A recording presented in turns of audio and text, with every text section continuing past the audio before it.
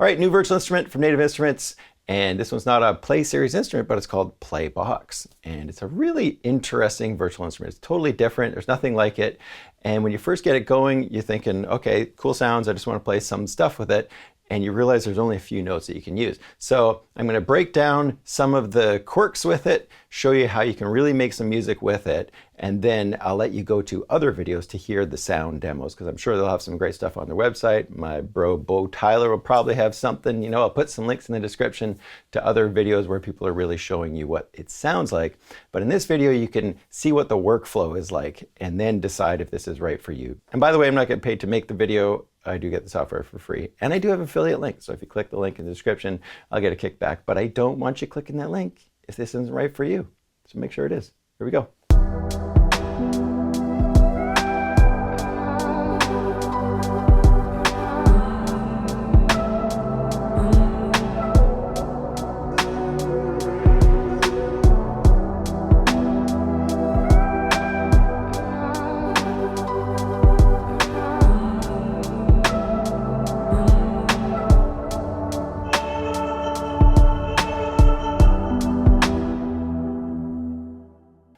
It's got some inspiring sounds and some chords that I probably wouldn't have come up with on my own.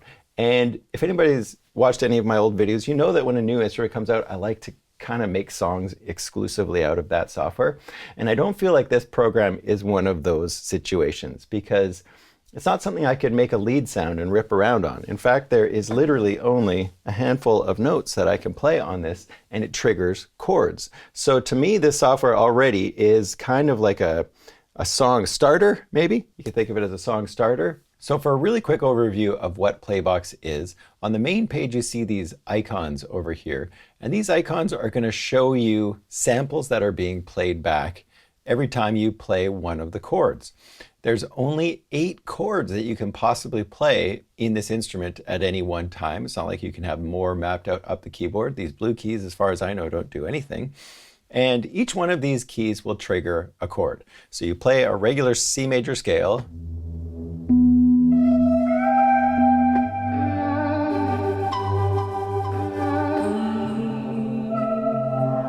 So I just played the first 3 notes here, the first 3 chords, and you see that these icons change a little bit here because they're actually different samples that are being triggered. So if you go over to the sample page, you can see what samples are being triggered on each chord. So each one of these 8 columns here lines up to one of these keys down here on the bottom on your keyboard. And you play your first C, and you get these icons right here, these samples. I won't go over too much about what these samples are. You can check those in the other Native Instruments videos, but you can see that this is an instrument of some sort, this is a bass instrument of some sort, this is a voice, and this is a synthesizer sound. So you have 8 different chords, and they can all have the same sounds on them, or they can be totally different and totally random. And right now this is set to instruments, so I could change this to voices as well, and then hit the dice, and then now we've got some voices on this top note of the chord. That's what's very strange about this, is that now you've got your chords, and this G3 right here is being played by this one sample right here. And I can click that sample and have a listen. And this bass note is being played by this E3 on here. The chords that you're looking at here in the chords window also match the samples in terms of this is the first chord, this is the first chord, or the C chord, I guess, the one that plays when you play a C. This is the one that plays when you play a D, and so on. If you want to redo your chords, all you have to do is hit this little record symbol, and you can now play a chord on your keyboard, and it will put all of those notes in here. As we see right here, up to 1, 2, 3, 4, 5, 6 notes. Every time you load one of these global presets, you're going to get their combination of chords, their combination of samples that will be on different notes of that chord. And then over here on the right-hand side on the bottom, you've got the effects tab where you've got things like lo-fi, reverb, delay. You can change the effects that you've got up top. And then the most important one is over on the left-hand side, which is the arpeggiator, the strum, and then the grain. So we'll talk about those more as we go along here. And to get back to the main window, all you have to do is close this, click this little X, and you'll see the main window with the XY display, and then a few macros that are listed here at the bottom, which can be accessed via the Effects tab. Next thing I'm gonna do is go over to my main browser, and this is where you're gonna find your global presets. And of course you can make your own and all that.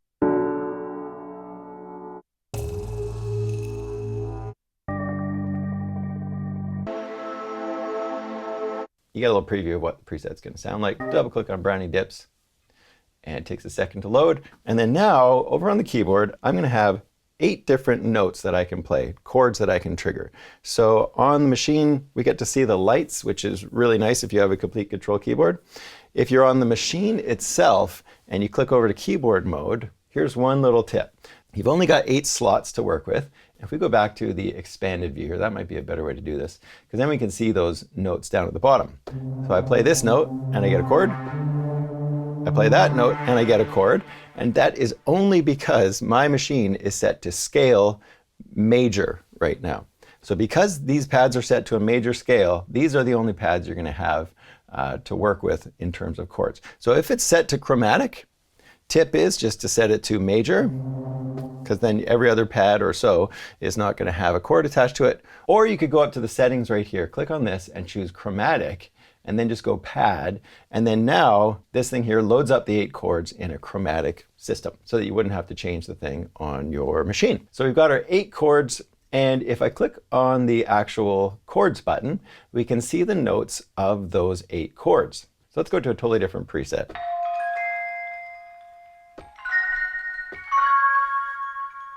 Try some out.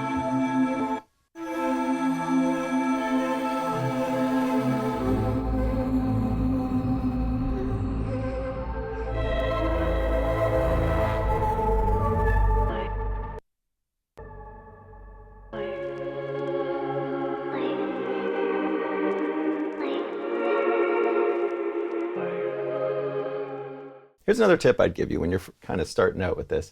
I've got my beats per minute set to 73, and you're going to find with Playbox that a lot of the patches have kind of funky timing, and we'll talk about the timing in a second over here in the effects. So what I like to do when I was playing around with the presets, instead of just loading up a patch and playing a sound, what I would do is play in the first few pads and put them in for a bar or two.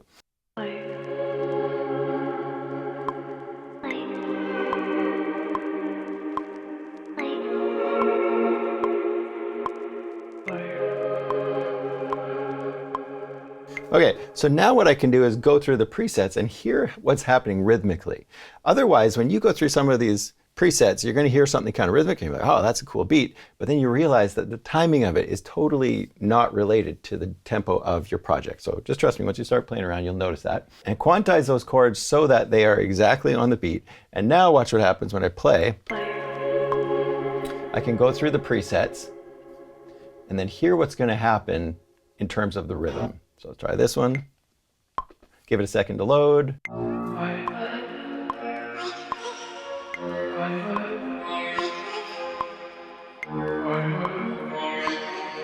Here are the rhythms kind of changing on that one on every chord, and it seems kind of random. And that's the dice on this thing is not, just there for decoration. There's a lot of randomness going on in this software, and sometimes that doesn't work for you. I like predictability with this kind of stuff, so I like to go over to this strum setting, which can be strum or arp or grain, which is kind of like a sequencer, but not a sequencer.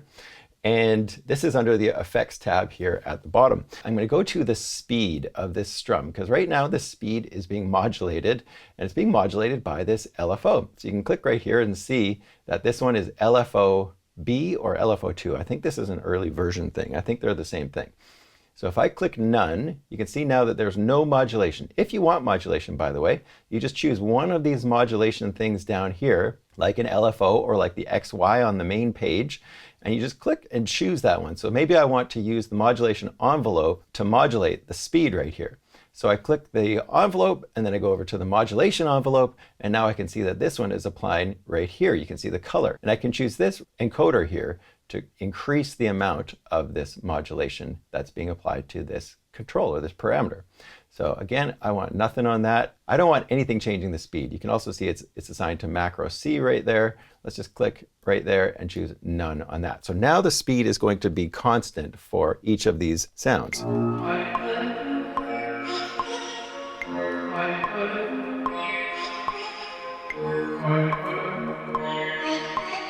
Okay, and then I can go in right now. I've got it set to eighth notes. Dut, dut, dut, dut, dut, dut. Maybe I can make it like eighth note triplets.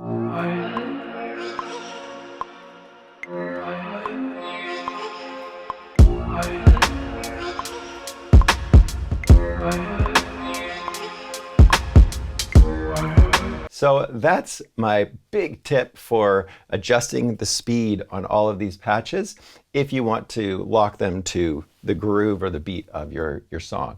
You could also choose something like eighth notes or 16th notes, and then you could choose a swing percentage. So let's have a listen to that.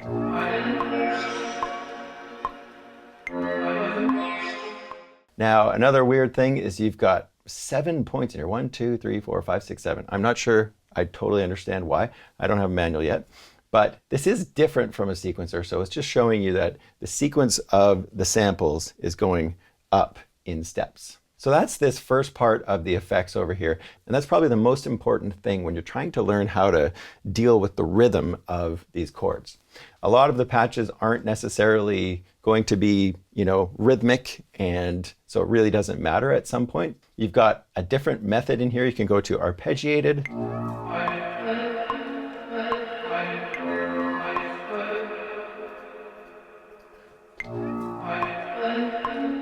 Turn that off. Right now it's set to ARP triplets up. Let's go to ARP initialized. So then we have nothing set up in here at all. And then of course we can see it going up.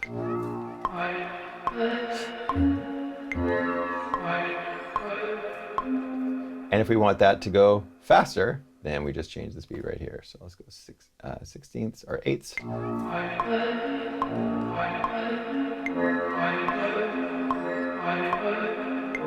But that's the arpeggiator, and then we also have grain. So the difference, I think, between strum and arp is that strum happens once and arp just keeps going. And then we go to grain, where we can choose little chunks of each of these samples and have them play back.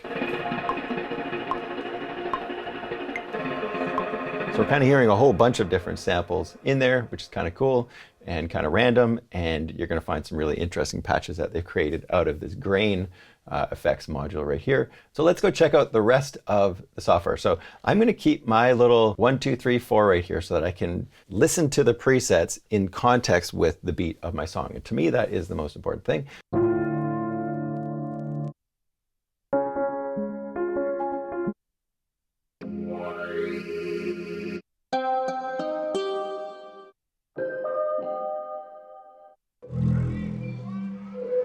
Oh, this one sounds fascinating. Let's double click on that. Let it load.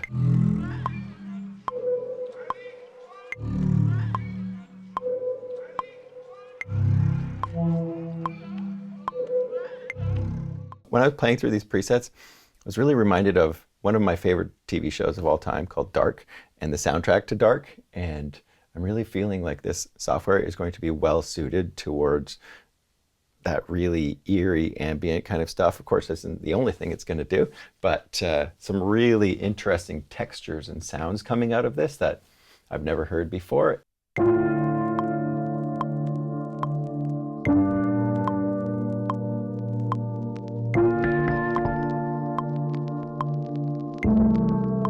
Oh, that's really nice.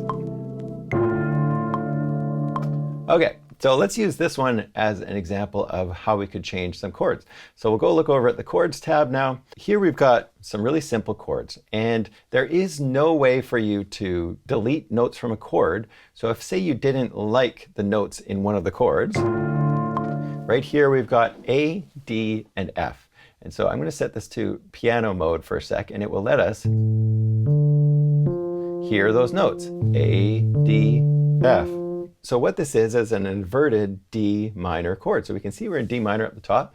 And by the way, you can set this to any key. So let's make this an E minor. We play the chords.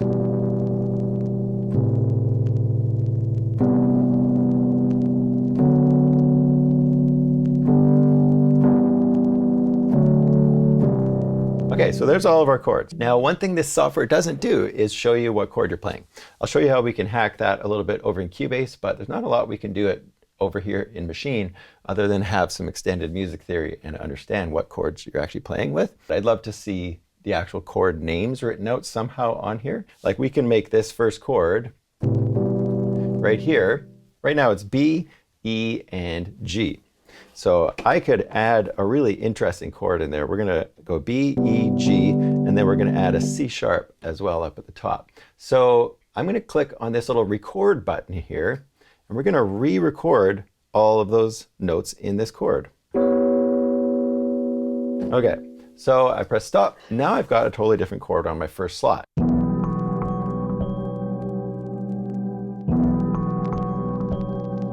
So that's how you add your own custom chord. You could do every single chord in here. So if you have a very specific song with specific chords in it and you just want to work with them, you don't want to work with their chord presets. By the way, if we want to get to the chord presets, all we have to do is click the user chords button right here. And we can do simple chords, extended chords, which means, you know, sharps and nines and things like that. Complex, unison, where it's just very simple. And then of course you can make your own, you can drag your own MIDI chords into here, which is pretty cool. Yeah, so that's how you would go and create a custom chord by playing it in. So let's say on this chord right here, I actually just want this one to be a D. All I do is go like that, and it gives you a little preview. There we go, now we've got a 9 in there, which is kind of interesting.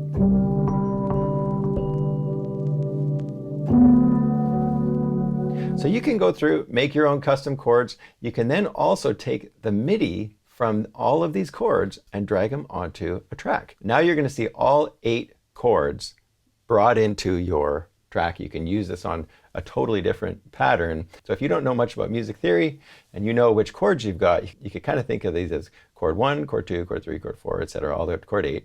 And then you could drag those into a totally different virtual instrument track and start working with those chords in other instruments that aren't Playbox. That's generally working with the chords, drag and drop. And if you made your own chords, so I'm going to click the audition button here, and I'm just going to play some chords in. Let's do some really kind of jazzy chords and see what happens. Okay, so we're going to do this one first. And then we're going to do this one. And then this one. This one. Let's do this one. There we go. Okay, all these first 5 now are my own custom chords.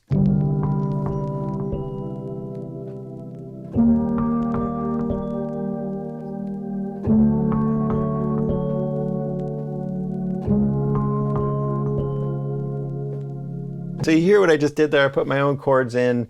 You might have a chord progression in your song already. You don't have to be defined by the chords that they've got in here. The other thing you could do, if you wanted to, is to put it to audition mode, go over to your pattern itself and record something in there. So let's do that right here.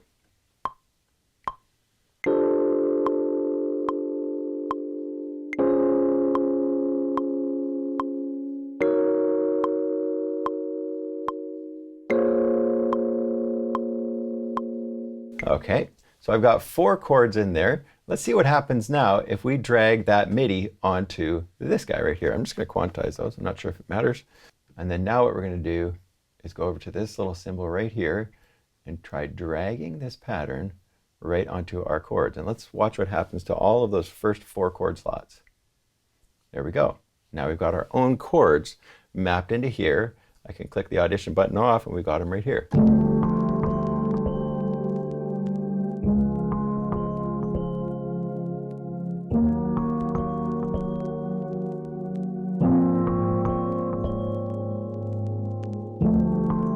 Okay, pretty cool.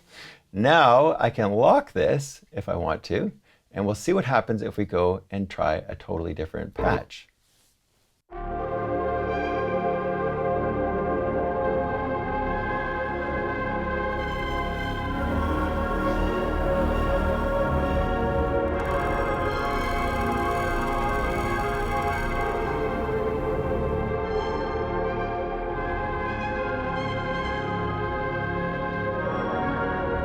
So I think you're starting to get the idea of how to work with your own chords, how to try different presets out with your own chords. or how to go in and try their own chords themselves. This is getting pretty deep, and it's actually getting pretty powerful and pretty fun. So very cool stuff with the chords. These actual samples themselves, this is where you can also go and change things up. So definitely go check out the Native Instruments videos to learn about these different types of samples. Another thing you could do is start playing around with the different samples themselves. So I could click on this one right here, and you can hear them if you click on them. Oh, that's nice.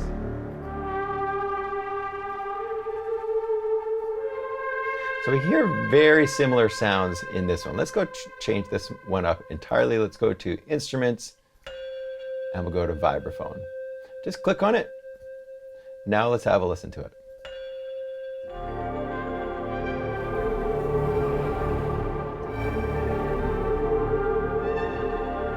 You can sort of hear it, a hint of it in the background.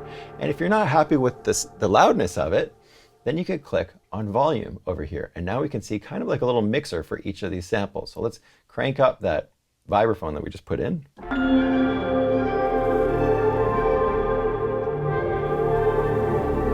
There we go, I like that. We can also click on pan and have different sounds come out of different sides of the speakers.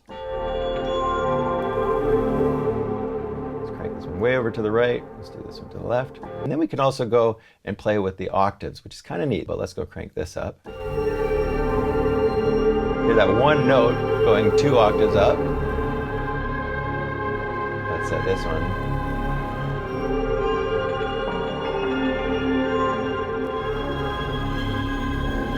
And that bass is super low right now, which actually is working really nicely. Watch what happens if we bring that bass note up.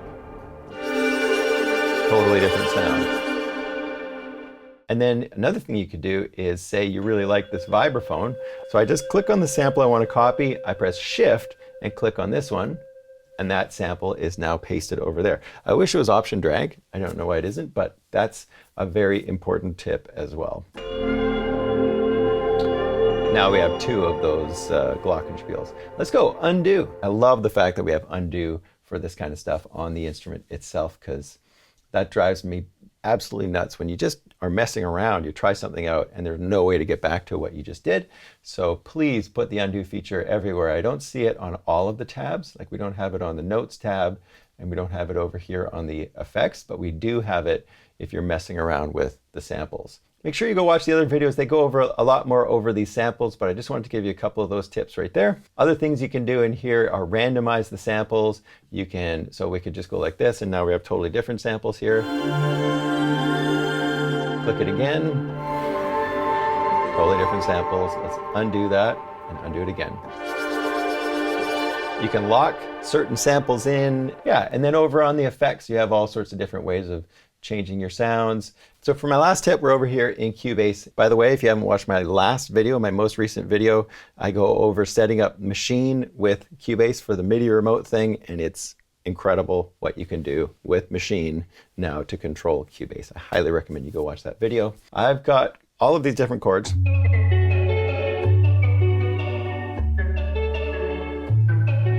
You kind of hear a bass line, you hear these notes over top, but if you're not a musician, you might not know what chords those are, so how are you going to work with anything else? So over here in Cubase, we can go to our chords and we can drag and drop the MIDI onto our track. There's our chords right there. And you can see that this went really quickly. It's put the chords in one every beat, which isn't going to help me much. So instead of this being only 2 bars long, I am going to put on time stretch, sizing applies time stretch, and we're going to drag this out so that it is 8 bars long. Now we can see 1 chord change every bar.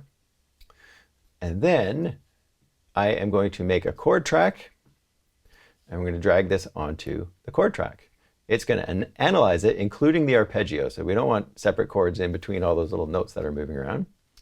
So it detects the arpeggios, and these are the chords it came up with. We're in D major right now, and so these are the chords that Cubase came up with. It says it's in D major, kind of like the scale, and then we can see F sharp minor, G major 7. This looks pretty accurate.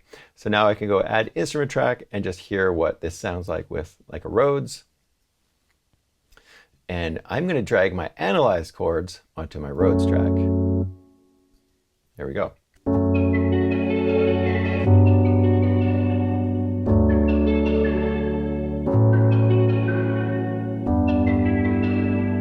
So now we can see an analysis of the chords themselves, and we can use that to base some of our other decisions, like maybe the bass line or something like that, if you're not a musician. So just a quick video. Go check out all the other videos out there, learn more about this instrument, make sure it's right for you. Listen to a bunch of the demos, because I didn't do a whole lot of that here.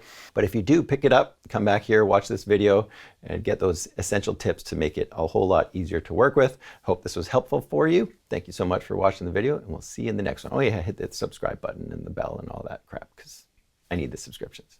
See you in the next one.